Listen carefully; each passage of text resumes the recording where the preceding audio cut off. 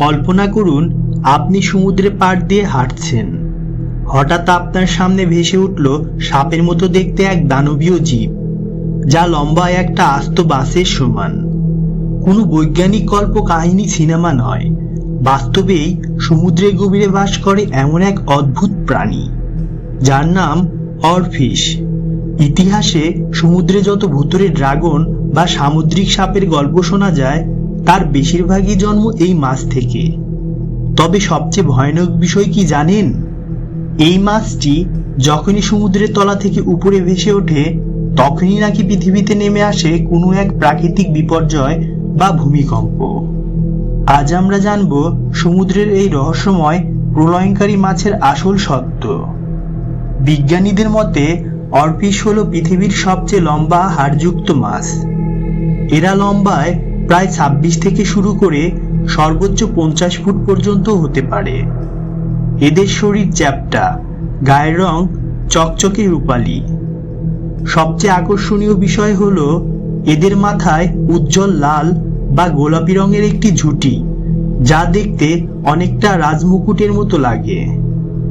এরা সাপের মতো এঁকে বেঁকে চলে না, বরং পানির নিচ থেকে সোজা উলম্বভাবে দাঁড়িয়ে উপর নিচে সাঁতার কাটে। সাধারণত এরা সমুদ্রে 200 থেকে 1000 মিটার গভীর অন্ধকার এলাকায় বাস করে, যেখানে সূর্যের আলো পৌঁছায় না। আর এই কারণেই সাধারণ মানুষের চোখে এরা খুব একটা পড়ে না। তাহলে কেন একে ডুমসে ফিশ বা ধ্বংসের প্রতীক বলা হয়?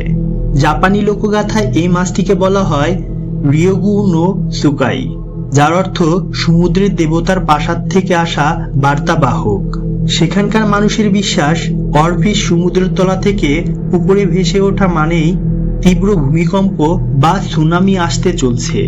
আর এই অন্ধবিশ্বাস কিন্তু পুরোপুরি মিথ্যে নয়। ইতিহাস ঘাটলে দেখা যায় 2011 সালে জাপানে যে ভয়ঙ্কর ভূমিকম্প এবং সুনামি হয়েছিল, যাতে প্রায় 20,000 মানুষ মারা যায়, ঠিক তার কয়েক মাস আগে জাপানের উপকূলে প্রায় ডজন খানেক অরফিশ মরে ভেসে উঠেছিল।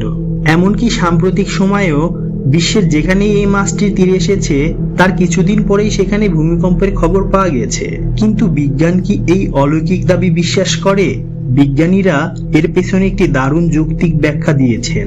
ভূমিকম্প হওয়ার আগে সমুদ্রের তলদেশে থাকা টেকটনিক প্লেটগুলোর মধ্যে প্রচন্ড ঘর্ষণ হয়। এর ফলে সমুদ্রে একদম গভীরে বিভিন্ন ইলেকট্রিক ম্যাগনেটিক তরঙ্গ তৈরি হয় এবং বিষাক্ত গ্যাস লিক হতে শুরু করে। যেহেতু অরফিশ সমুদ্রের একদম তলদেশে বাস করে, তাই তারা এই পরিবর্তনগুলো সবার আগে টের পায়। সেই বিষাক্ত গ্যাস এবং তীব্র কম্পন থেকে বাঁচতেই তারা নিজেদের নিরাপদ আশ্রয় ছেড়ে সমুদ্রের উপরে চলে আসে। একসময় দুর্বল হয়ে তীরে এসে মারা পড়ে।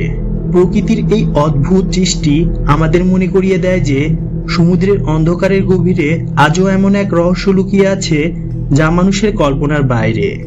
আপনি কি বিশ্বাস করেন এই মাছটি আসলেই ভূমিকম্পের পূর্বাভাস দিতে পারে, নাকি এটা শুধু একটা কাকতালীয় ঘটনা? কমেন্ট করে আপনার মতামত জানান। ভিডিওটি ভালো লাগলে লাইক ও শেয়ার করুন এবং রোমাঞ্চকর ও রহস্যময় প্রাণীদের সম্পর্কে জানতে আমাদের চ্যানেলটি সাবস্ক্রাইব করুন।